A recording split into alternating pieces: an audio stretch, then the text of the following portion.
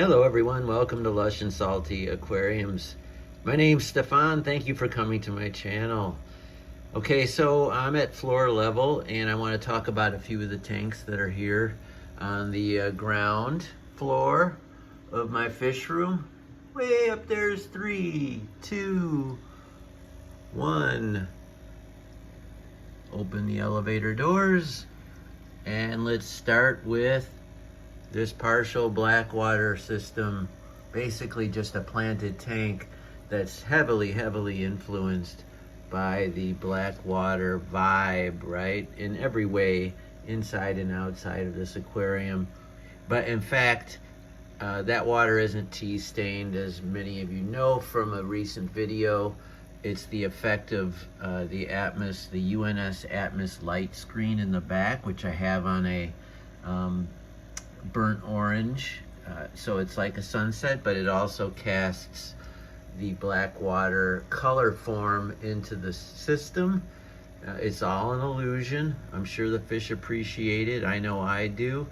But in fact, this tank is more like a classic planted tank of mine versus a Blackwater system. It just looks a hell of a lot like a lot of the Blackwater tanks I see when I'm watching YouTube, and I really love that. But I love plants too much to forsake them, and if you go all in on the Blackwater concept, it's generally not plant friendly. You can get away with a few epiphytes like I have here, maybe some cryptarva like I have there, and certainly floating plants, but the robust nature of the growth and the amount of them probably would be a series of diminishing returns.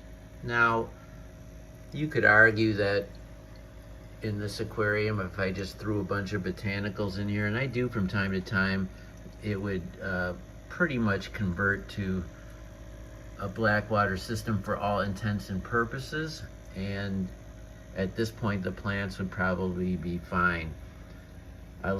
I got to take that big tiger lotus leaf out. It's been in the way of the tank. Let me use my finger. There we go, see?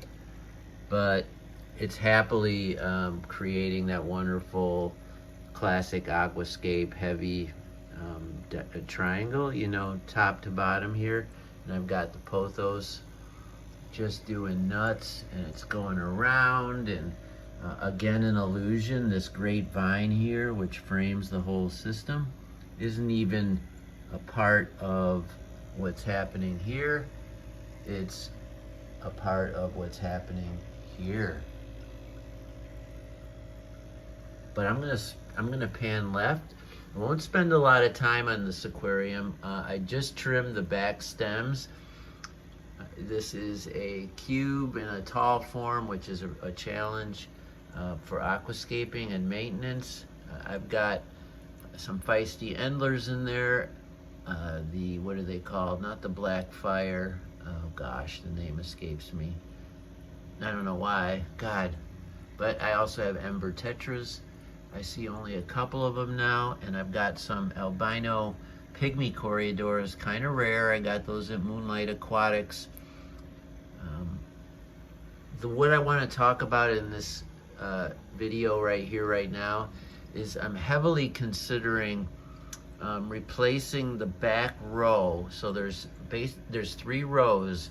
There's a foreground, and all these shrimp are eating an algae wafer right now, but there's a foreground which used to have total hair grass. That's Blixa japonica, and I'm leaving a little opening here so that the corridor and the shrimp and other creatures, there's one right there as we live and breathe, so I can view them and see how they're doing and show them to you.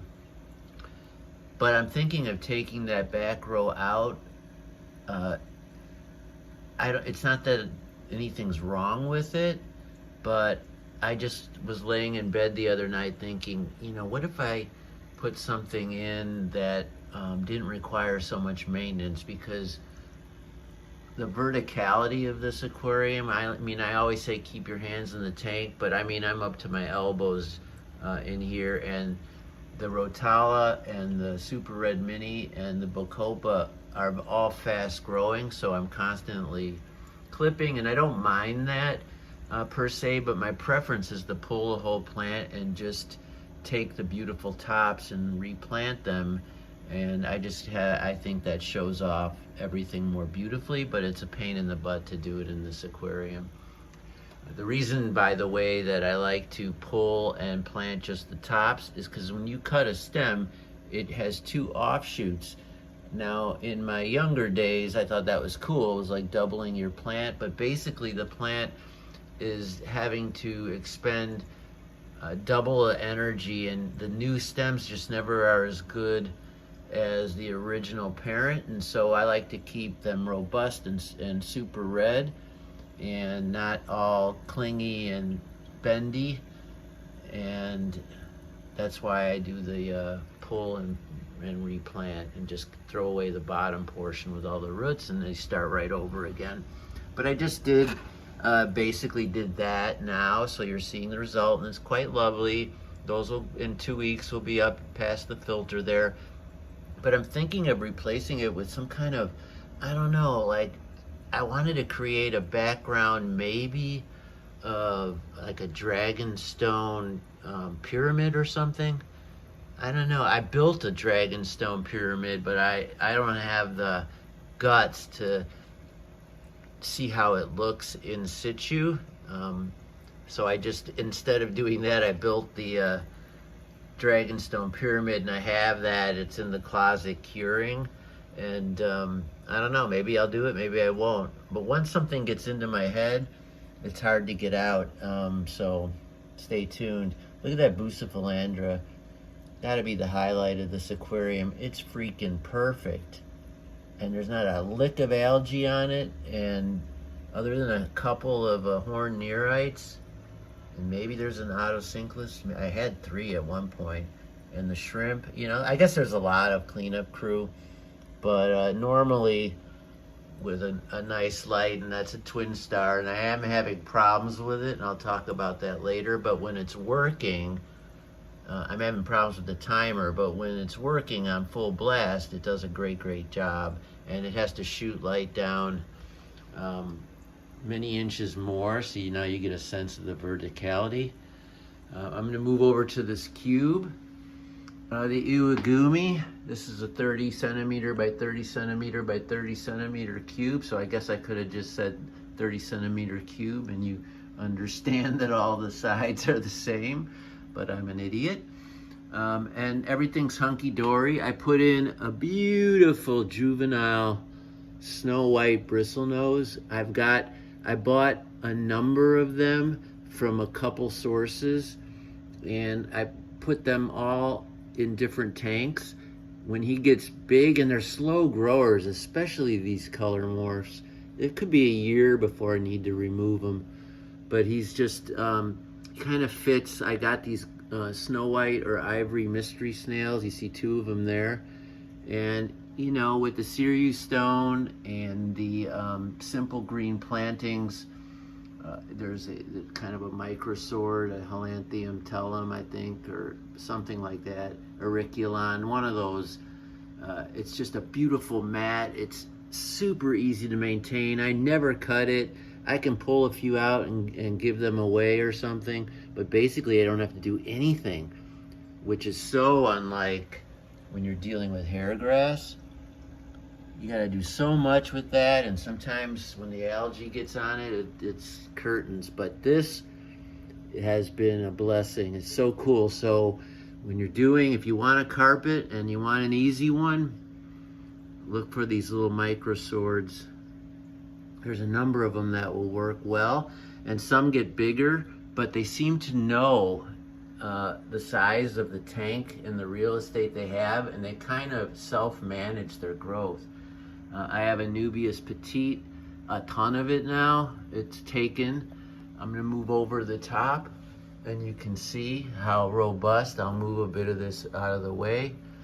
It's just that close to the surface, and there's barely any algae on it. Now, I do have a ton of different nereids in here, and a whole colony of cherry shrimp.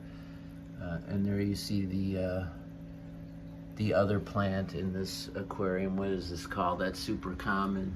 I don't know what's wrong with me, folks. This plant couldn't be more common. It's often used in breeders like it because they can just move it around and get a quick cover for their fry. It's fast growing. It doesn't have any requirements. And I just mow it down to keep the level of the series stone. So 3 plants. That's the max that you usually will get in an Iwagumi, and always green. I've been tempted to put color in here, but I'm trying to hold true to just the silver and the green from the stone.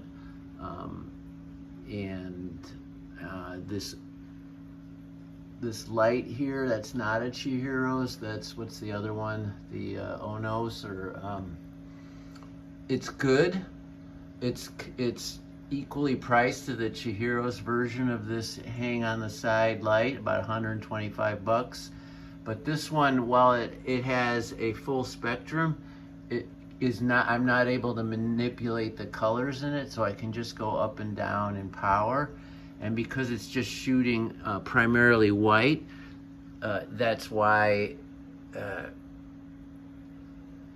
I chose it for this tank, because I wasn't going to require any color growth or any of the affectation that the Chihiro's version of this light, which was, I don't know, 10 or 20% more money. If I had to do it over again, I would just get the Chihiro's, but very lovely. And I do love my Aquarium. This is their newest iteration of the classic hang on back, and it is awesome. I can't tell you how happy I am. Nope, you know what? It's Aquarium is part and parcel, but this is the Fluval, so I beg your pardon. I'm really kind of chomping up this video, but Fluval's new line, the 20, the 30, the 60, it's quiet, it's really easy to manage, and I really, really like it. So I'm not always keen on what Fluval's selling, but this is awesome. All right, everybody, it's time for me to close it down. As always, keep your hands in the tank. If you have any questions, hit me up. Ciao for now.